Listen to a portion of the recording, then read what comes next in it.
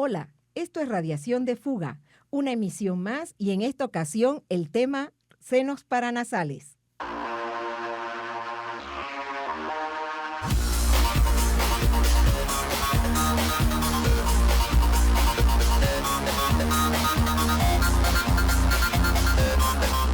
Radiación de fuga. ¿Qué tal, Pati? En esta ocasión, ¿Cómo están? Qué bueno que nos acompañan una vez más a un episodio más de Radiación de Fuga. Un gusto siempre estar aquí. Es un placer estar hoy con ustedes. El día de hoy es un tema interesante, senos paranasales. nuestro príncipe canalla que en días pasados estuvo de cumpleaños. Productor, Verán una pequeña manita ahí. un detalle, ¿sí? Muchas gracias. Muchas gracias, se les agradece para que vean lo que lo quieren a uno. O sea, hay cariño, hay bastante cariño. Explícales quién es. Es Daemon Targaryen, alias el príncipe canalla. ¿Y él tendrá algo de sinusitis? Puede.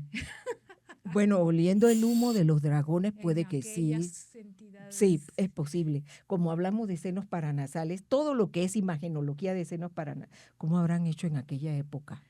No, pues simplemente les pesaba la cara y ya, ¿no? No, Percutías. Se supone que una de las partes para explorar es que tocas el seno, si te duele y lo oyes mate, tienes, Ajá, tienes una un sinusitis. proceso Pero- inflamatorio. pero te imaginas esa sensación de pesadez en la cara y no saber realmente por qué, porque estaba lleno de moco. No, estaba gangoso. Eh, Bueno, eso es cuando ya lo tenías grave, pero Pues sí. ¿se imaginan la bronca de que te duele la cabeza y no sabes por qué?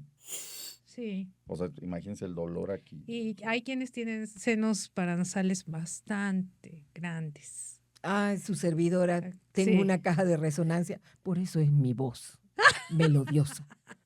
Y sexy, chicos, sexy.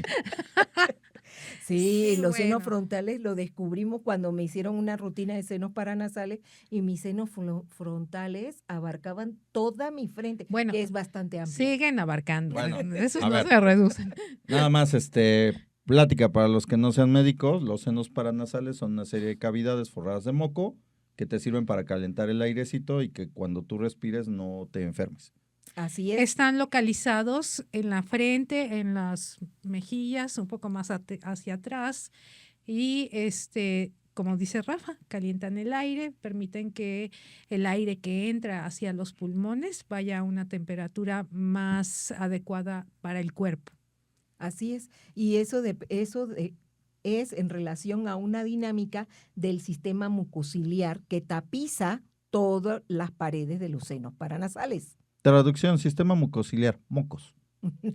Bueno, ciliar porque las células que están ahí tienen unos como manitas, unos deditos. Pelitos. Ajá. Son Y pelitos. atrapan toda el polvo, la mugre que entra con el aire.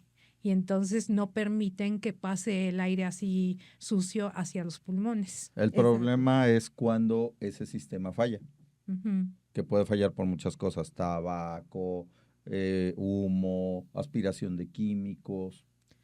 Pero lo atribuyen más o lo catalogan como debido a procesos inflamatorios, que pueden ser de tipo agudo, de tipo crónico o de tipo alérgico. Ahora, me pasó el otro día en el trabajo. Me piden la rutina de senos paranasales en niños muy pequeños. Y uno dice, ¿para qué le tomo tantas placas al niño? O sea, ¿en qué edades se debe de tomar qué placa? ¿No? Ese es el objetivo primario, porque lo primero que le piden a los pacientes son las placas. Entonces, las dos placas que sí son las más importantes son la Waters y la lateral, ¿cierto? Y la Cadwell se toma ya en niños más grandes. Bueno, la Waters, dependiendo, si es un niño muy pequeño, pues no vas a ver gran desarrollo más que de Los los maxilares. maxilares, ¿no? Ujú. Lo que pasa es que esto va en relación precisamente a la anatomía, al desarrollo, en el crecimiento y desarrollo de los pacientes. Por ejemplo, los senos maxilares, estamos hablando que en la etapa embrionaria se van desarrollando a partir de los 3 meses de la gestación. Los senos etmoidales se van desarrollando a partir de los 4 meses de la gestación y tienen todos los senos paranasales entiéndanse los maxilares, los etmoidales, los frontales y los esfenoidales, logran su desarrollo máximo a los 12 años de edad.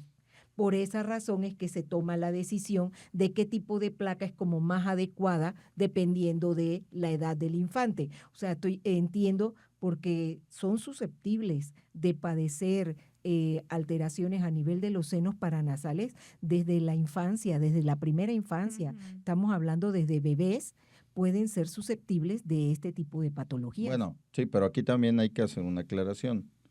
La placa es sensible, pero no es específica. Es correcto. O sea, te va a decir que hay algo, pero no te va a decir bien qué es. Pero realmente dentro del abordaje para el clínico es el primer método que se utiliza. Y ustedes van a notar que muchas veces el otorrino, que es el especialista en oídos, nariz y garganta, manda de esa manera rutina de senos paranasales. Entonces, esa rutina básicamente debe incluir una proyección de Waters y estos nombres que los conocemos como epónimos realmente es en relación a la posición, porque deben ser, aunque sean niños pequeños, deben ser con los pacientes en bipedestación. Entonces, precisamente para ver en qué posición entra el rayo con respecto al macizo facial para poder, por ejemplo, liberar aquí ambos, en la parte de atrás de los oídos, los peñascos del temporal. Entonces, precisamente de esa manera se libera y se pueden ver los senos maxilares. No, y además tiene que ser en bipedestación para ver si hay niveles, ¿no? Correcto. Dentro de los senos paranasales. Aquí el meollo de este asunto, digo, para los residentes que nos hacen el favor de seguirnos, es, tú tienes que parar perfectamente derecho a tu paciente y el secreto es equilibrar la cara. O sea, si la cara se mueve, ya echaste a perder la rutina. ¿Por qué? Porque, por ejemplo, para que tú tengas esta posición, tienes que mantener el mentón elevado y equidistante y pegado a la placa. Si el niño hace esto, se mueve de lado, o si el niño se voltea del otro lado, por mínimo que sea, tú puedes tener un error. Sí. ¿Por qué?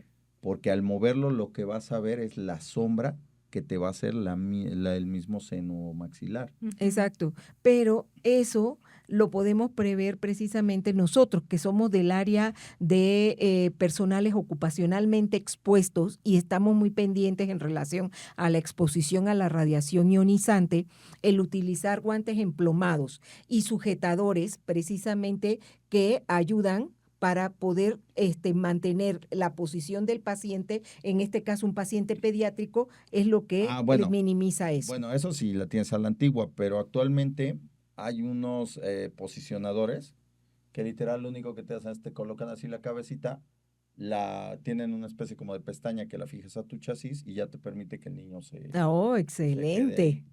Excelente. Esos yo no los he visto. No, yo soy de te digo, a la antigua, con los sujetadores. Sí, los pueden encontrar en los catálogos de radiología. Okay. Y lo pueden tener. Eso sería interesante. Saberlo, ¿no? Sí, eso es bueno. Sobre todo porque los pacientes pediátricos son pacientes que se están moviendo todo el tiempo.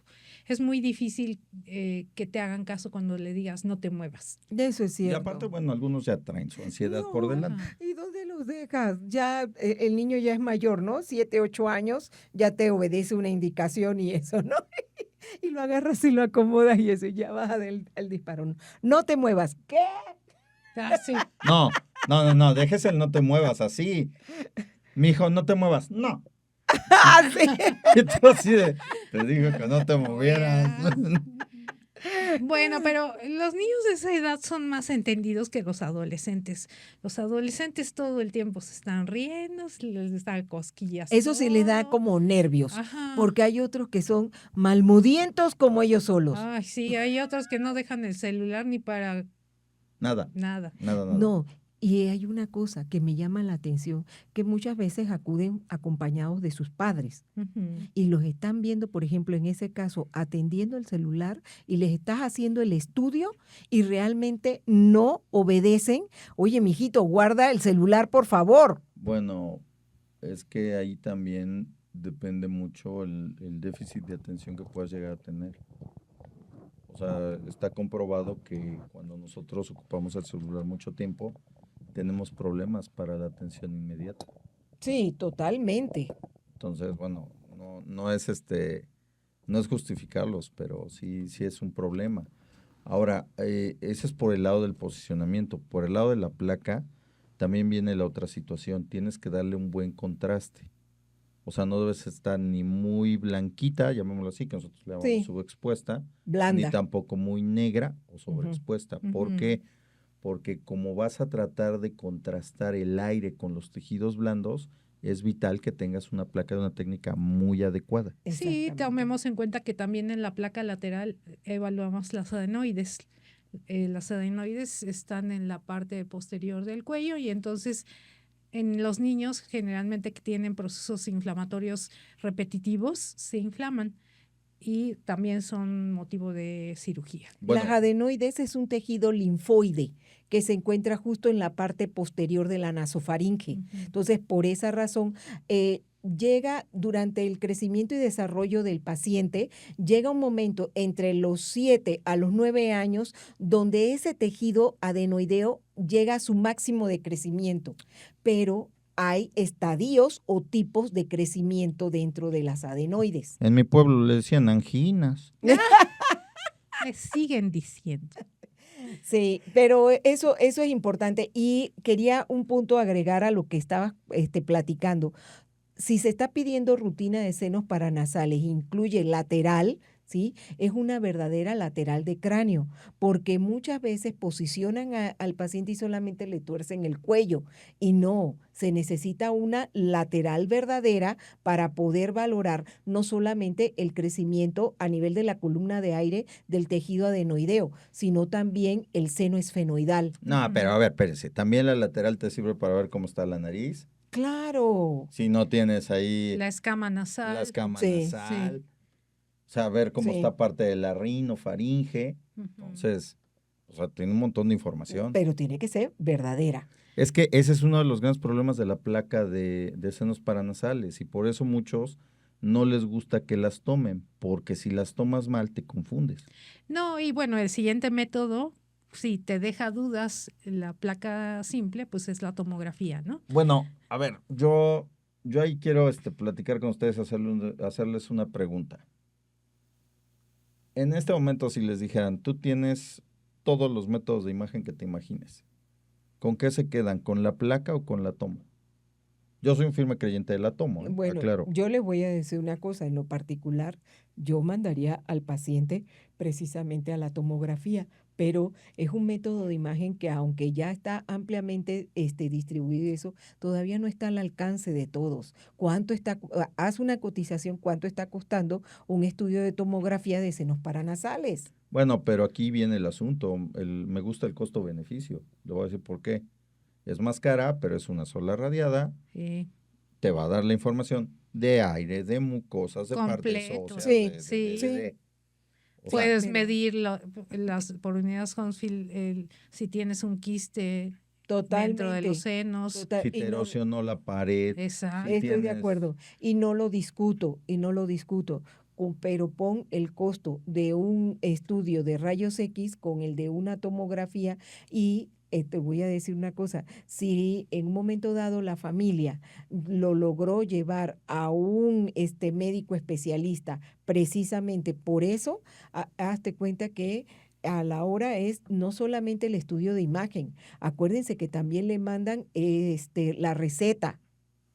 Entonces, dices, Sí, la parte, pero ¿sabe cuál es una situación? Bueno, es mi particular opinión, claro. ¿Qué pasa muchas veces? Tú llegas y dices, placa rutina de senos paranasales, imagen compatible con sinusitis. ¿Qué llega y te dice a veces el doctor? ¿Sabes qué? Vamos a corroborar o y te le dice, manda la tomografía. vamos a ver hasta qué grado llega tu sinusitis. O sea, lo veo mal por dos situaciones, pero claro, Claro. es mi particular opinión. Ujú. Uno, ya lo radiaste, Sí, te vas a la tomo, lo vas a volver a radiar, que a lo mejor no es una radiación excesiva, pero no deja de ser radiación. claro. Bueno, eso es por un lado.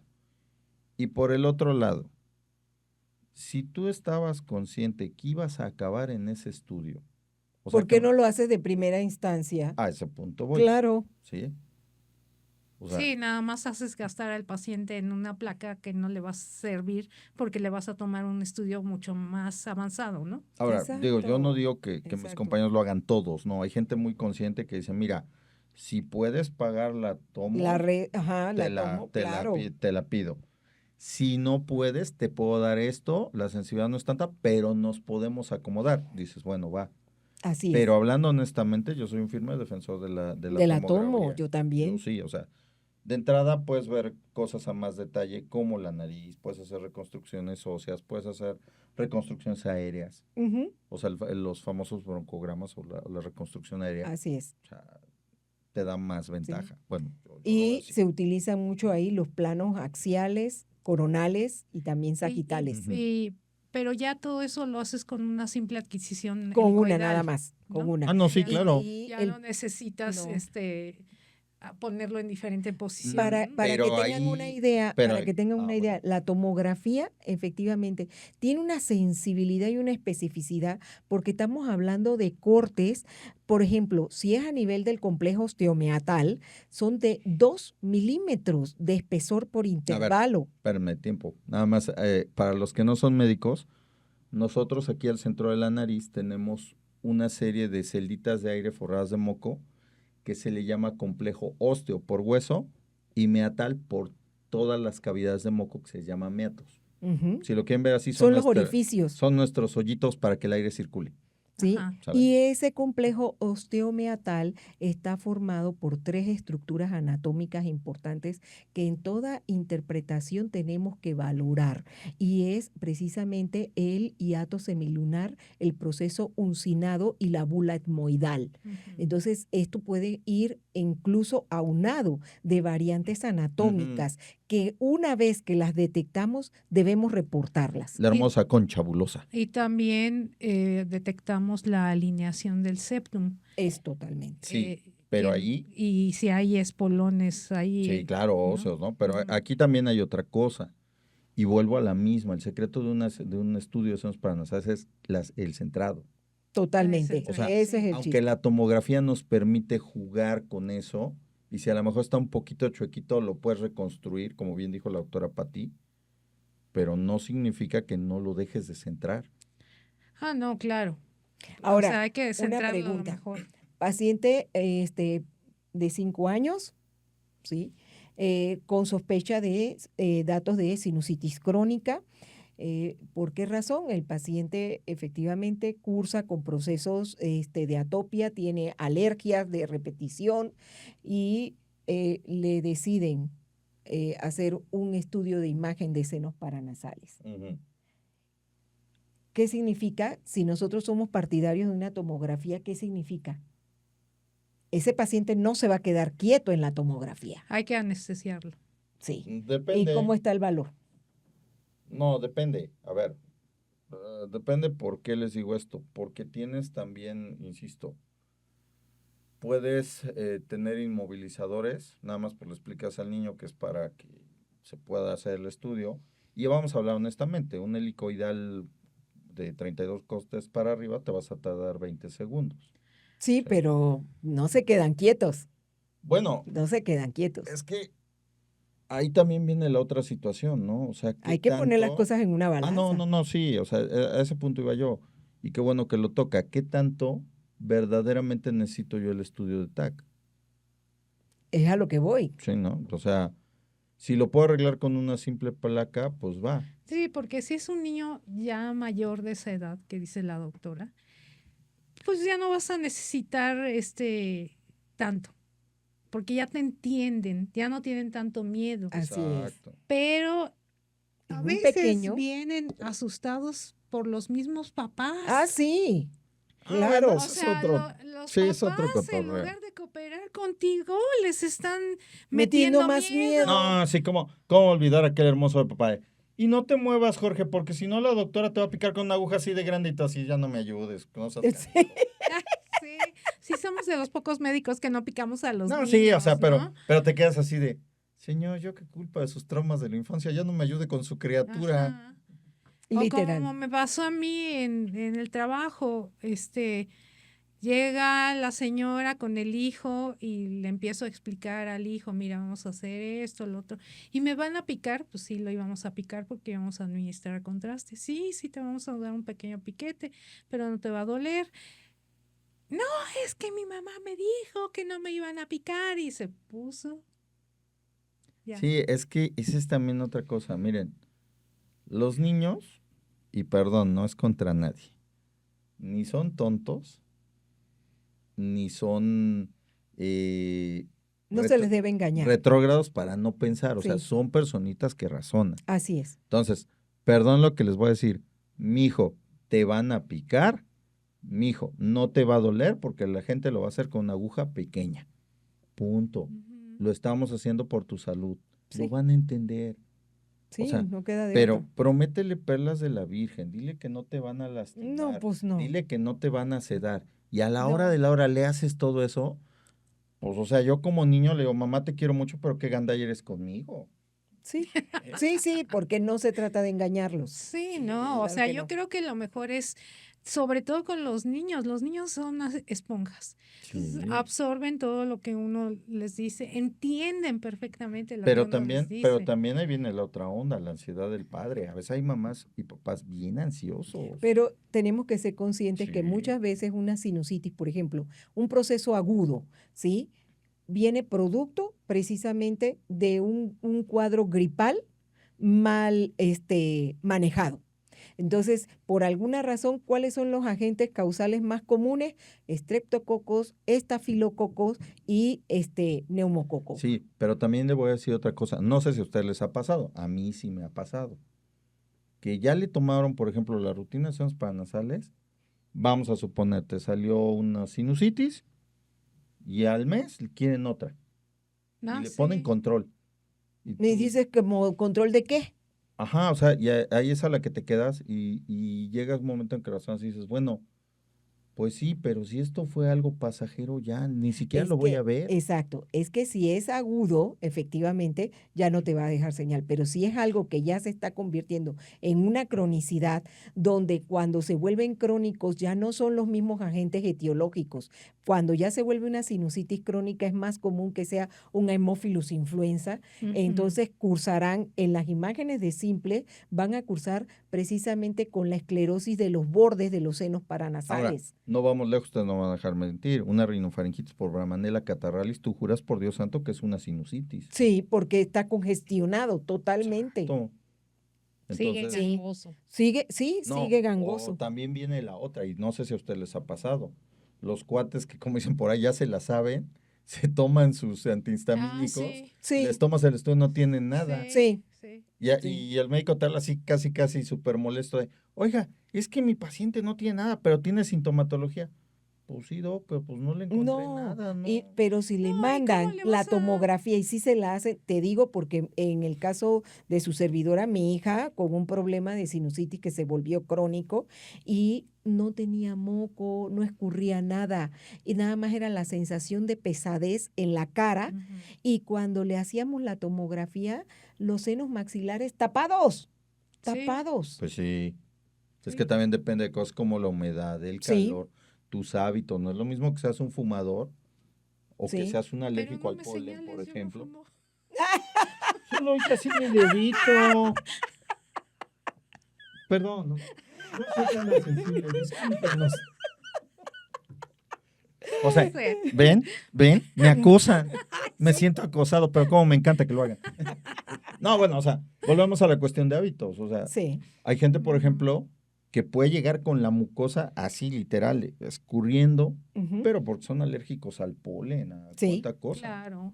Y por ejemplo, en caso de sinusitis alérgica, ahí en un momento dado se llega a pensar que el agente etiológico más común puede ser de tipo micótico. Mm, Sí, aguas con sí. los diabéticos, gente que está inmunocomprometida, pacientes VIH, también ellos pueden tener. Y también cómo están las condiciones en casa. Sí, Sí. Si tienen alfombra, si hay, las mascotas. si hay La mascotas, humedad. la humedad en las paredes, que Sí. ya se convierte a veces en el hongo ese negro ¿El moho? horroroso. Sí. Sí, el moho. Pero, ¿sabe qué?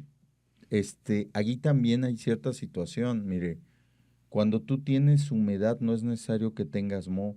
A veces también puedes tener filtración porque tienes mala sedimentación y condicionada humedad dentro de tu casa. Es la clásica casa que todo el tiempo está fría Ujú. Ajá. y eso puede ser que te Y cause problemas. ¿qué les iba a decir? Hablando precisamente de este tipo de situaciones, ¿se acuerdan que inicialmente en el programa decíamos y hablábamos de la anatomía en relación a lo del sistema mucociliar, Ujú. ¿no? Ujú. Bueno, ese sistema efectivamente también puede tener en sí las células, que era lo que describías, los pelitos, Ujú. pueden tener una patología donde efectivamente estén funcionando en una forma muy lenta. Normalmente se Con dice, bajo movimiento. sí, Ujú. normalmente se dice que ese sistema mucociliar tiene la capacidad de calentar el aire porque produce precisamente una humedad comparable diariamente a 2 litros de agua para estar calentando constantemente y que cada 20 minutos toda la mucosidad que está a nivel de los senos paranasales se va renovando. ¿Y Ujú. cómo dice? Bueno, ¿y cómo lo renuevan? Ah, es que ese moco escurre a nivel de la región de la rinofaringe y de la nasofaringe y efectivamente es como se va renovando eso, pero no necesariamente sea un proceso realmente inflamatorio a nivel de los senos paranasales, sino más bien una debilidad que la hay en el mucosa. tejido, en Bueno. el tejido que reviste eso. Ahora, aquí hay otra situación. ¿Qué pasa cuando tú tienes un tumor? Hay remodelación ósea. Exacto. Y es precisamente de los casos en donde para procesos inflamatorios crónicos y para descartar, es decir, etapificar y estadificar presencia de tumores, la tomografía está plenamente indicada. Bueno, ahora no solo tomografía, también la resonancia. Sí. Aclaro, la resonancia magnética de senos paranasales no es un estudio de primer orden, o sea, No. no es algo que vas a mandar primero. No. Es cuando ya tienes la sospecha de una tumoración. ¿Cuál es el problema? Que muchas de las tumoraciones de los senos paranasales son del tipo escamoso.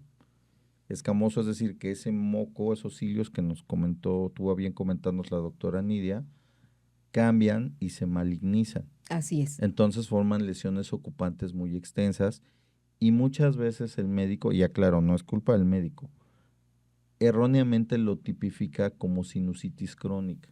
Sí, sí. ¿Vale?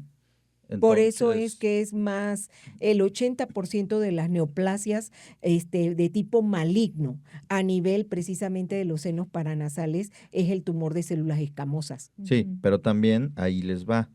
El problema que tenemos de nuestra carita es que tiene muchos compartimentos y muchas estructuras. Entonces también puede venir, por ejemplo, de la nasofaringe, puede venir de la lengua, puede venir del oído Ujú. y puede absorber o meterse dentro de las estructuras de los senos paranasales Así porque es. son cavidades. Así es. Así es. Sí. Y sí, la verdad, en ese aspecto, la resonancia está indicada precisamente por la capacidad que tiene para diferenciar todos los tejidos blandos alrededor de los senos paranasales. Pero no Sin embargo, distingue también lo hueso. óseo.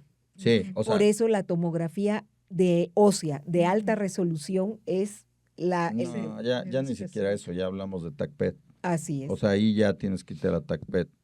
¿Y por qué les estamos comentando esto? Porque desgraciada o afortunadamente, no sabemos cómo decirlo, la mayoría de tumores nasales son diagnosticados ya en estadios tardíos, porque son silentes. Sí, pero la tomografía definitivamente de senos paranasales le da mucha información tanto en el pre como en el post quirúrgico al cirujano que Sí, vaya claro. a dar Miren, manejo. digamos, en orden, si yo pensara en un tumor, hablaría yo de un TAC de senos paranasales simple y contrastada. Ujú. Ahí sí se vale. Y ustedes me van a decir, bueno, doctor, ¿y por qué en la otra no es contraste? Porque no necesitas que el contraste pinte una tumoración. Así O es. sea, ahí estás hablando de cosas distintas, por eso es que es simple. Pero cuando ya hablas de tumoración es contrastada de manera forzosa. Sí, De ahí tal vez diría, si puedo y se vale, y estoy sospechando de un tumor, digamos, de parte blanda, resonancia magnética. Pero si quiero hacer una estadificación adecuada y buena, una tomografía PET. Sí, porque por ejemplo, hay un tumor que viene precisamente de la región del cráneo, del cerebro, y es el esthesioneuroblastoma. Luego va remodelando y va descendiendo a través de las cavidades de los senos paranasales. Y esto incluso llega un momento que pareciera destrucción, pero es remodelación ósea. Y en ese tipo es ideal la resonancia A ver. magnética para ver la extensión de esos Miren, tejidos blandos. Para los residentes o las personas que están empezando en la medicina, ¿cuál es la diferencia entre destrucción y remodelación? Que en la destrucción el hueso se adelgaza Exactamente. y en la remodelación se puede engrosar Ujú, o puede tener la apariencia en capas. ¿Por qué? Porque se destruye y se forma, se Así destruye es. y se forma. Esa es Ajá. la diferencia, ujú, ¿sale? Ok. Ahora, acuérdense también que existen los procesos linfoides, Así es. ¿vale? Los grandes imitadores. Los grandes imitadores. Ujú. Entonces, todo esto se los comentamos para que ustedes tengan un panorama de todo lo que le puede pasar a tu región nasal. Y que Sí. a veces no le damos la importancia que tiene. ¿Cómo no? No, pues uno muy común en los adolescentes, que es el nasoangiofibroma, Exacto. que le da precisamente a los varones. Ujú. Entonces, es un estudio donde una tomografía de senos paranasales a fuerza requiere también medio de contraste. Sí, porque tiene involucro tanto blando Ujú. como óseo.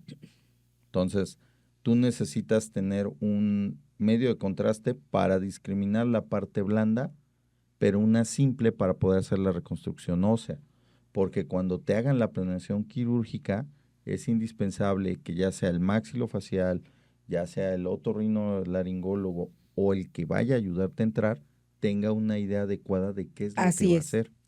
Sí, y hay ciertos otorrinos que nos solicitan que midamos ciertas estructuras Sí, para saber si por ahí pueden entrar, puede hacer los caber abordajes. Sí, exactamente. por Ujú. ejemplo, te dicen, quiero medición del hiato semilunar, bueno, lo Así tienes es. que hacer, Sí.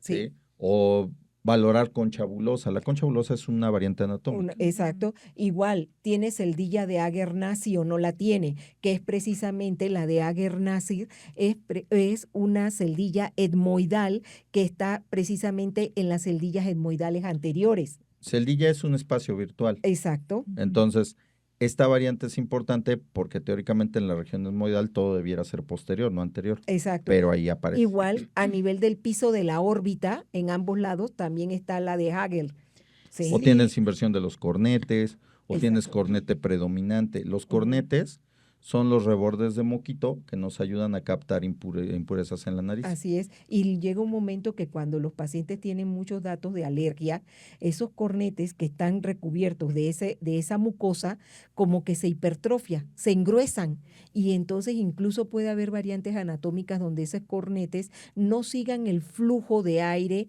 normal, sino que están invertidos. Pero a ver, espérense. Pequeños residentes, otra situación. Acuérdense que el ciclo nasal es alterno. Ujú. Es Ajá. decir, una mucosa siempre va a estar más gruesa que la otra. Así es. Aguas para que no anden reportando sinusitis y rinitis a diestra y siniestra. O hipertrofia de cornetes, ¿no? Sí, Sí, sí, o sea, exactamente. no hay que confundirlo y esa parte hay que Ajá. sabernosla bien. Y esos cornetes que yo les explicaba, donde no estaban siguiendo la anatomía habitual, se les denomina cornetes paradójicos. Así es. Radiación de fuga. Una cosa importante, mi Rafa, mi príncipe canalla. Mándeme usted. ¿Qué nos tienes de noticias, por cierto? Bueno, hablando de la cuestión respiratoria, hay un artículo que salió apenas este mes en JAMA Network, donde ellos dicen que el ultrasonido pulmonar es un gran partícipe para la puntuación de riesgo en enfermedades respiratorias en bebecitos. O sea, como ustedes saben, actualmente la radiología se está yendo hacia estudios que no lastiman, en este caso por la radiación, que es nuestro... Que no sean invasivos. Exacto, ¿no? que no, es nuestro coquito. Entonces, para los bebés se hace un ultrasonido de pulmón. Ellos lo que alegan es que dependiendo las zonas de consolidación, el engrosamiento pleudal, la presencia de derrames a través del estudio de ultrasonido, hacían un puntaje. Por ejemplo, si tú tienes una condensación, es decir, tejido pulmonar no ventilado en las dos partes de tu pulmón, eran 2 puntos. Si tú lo tenías en el vértice y en la porción media, son, por ejemplo, 6. Entonces ellos llegaron a la conclusión con ese puntaje de que bebecitos que tenían un puntaje arriba de 8 iban o a necesitar auxilio ventilatorio, o sea, iban a necesitar un tubo para respirar, o iban a tener un mal pronóstico respiratorio, o sea, es decir, se te complicaban con una neumonía, se te complicaban con un derrame, les daba una parálisis diafragmática o el pulmón se colapsaba, ¿sale? Y eso le está dando más validez al ultrasonido pulmonar. Una pregunta, y en tu experiencia durante la pandemia, tú que trabajas en una institución precisamente materno-infantil, ¿tuviste algo de acercamiento en relación a este método de imagen para Bueno, neonatos? yo sí hago ultrasonido pulmonar, no nada más para pandemia, en general me lo piden. Eso. Lo que más usan es para derrame y zonas de condensación. Sobre todo cuando tratan de ver neumonías mal delimitadas o muy generalizadas, también lo ocupan. Parálisis diafragmática, claro que sí, ¿sí? Cuando hay consolidación pulmonar, cuando tienes una zona de oligoemia por alguna situación, también lo piden. Yo nunca sí lo hago. he hecho un ultrasonido. No, por eso me llama la atención y quería saber si eso, qué tanto lo usabas, qué tanto lo pedían. Sí, mire, sí es usado. Sí es usado. Actualmente yo les podría decir, bueno, al menos donde yo estoy, 50-50. O sea, ¿Y 50 calculas placa o y mides 50. algo? Sí, puedes calcular el derrame con medidas aproximadas. Digo, si tienes la oportunidad de hacerlo con un volumétrico, pues puede ser el Y me tridimensional. imagino que con abordaje intercostal. Sí. Ok. Abordaje intercostal, digo, acuérdense que hay que ver vértice, porción media y base, ¿sale? Tanto anterior y posterolateral. Ok. Y aparte, bueno, tienes que ver la movilidad diafragmática. Ahí lo que haces es en el modo M, que es el modo de movimiento.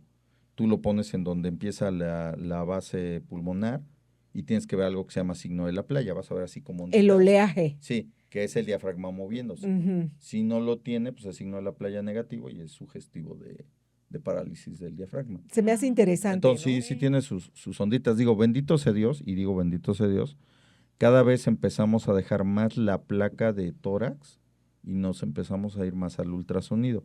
Sobre todo porque los babies, pues no les puedes andar radiando a cada rato. Es correcto. ¿En qué edades lo utilizas?